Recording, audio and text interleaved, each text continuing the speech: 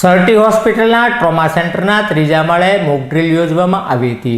આ મોક ડ્રીલના કારણે સારવાર લઈ રહેલા દર્દીઓ પરેશાન થયા હતા, કારણ કે ધુમાડાના કારણે આ દર્દીઓને પારાવાર મુશ્કેલી વેઠવી પડી હતી। જ્યારે વારંવાર આ પ્રકારની થતી મોક ડ્રીલમાં લોકોને અને દર્દીઓને ભારે હાલાકીનો સામનો કરવો પડે છે। સરટી હોસ્પિટલ પ્રશાસન દ્વારા ટ્રોમા સેન્ટરના ત્રીજા માળે મોક ડ્રીલનું આયોજન કરવામાં આવ્યું હતું। આ મોક ડ્રીલની અંદર લુગડાના કાપડની અને રૂની અંદર આગ લગાડવામાં આવી હતી, જેના કારણે ટ્રોમા સેન્ટરના ત્રીજા માળે ધુમાડો થતાં સારવારમાં આવેલા દર્દીઓને ધુમાડાના કારણે પારાવાર મુશ્કેલી વેઠવી પડી હતી। પણ આ મોક ડ્રીલને ગમે એમ કરી સ્થાનિક આગેવાનો અને કર્મચારીઓ અને ફાયર બ્રિગેડના સ્ટાફ દ્વારા સફળ બનાવવામાં આવી હતી।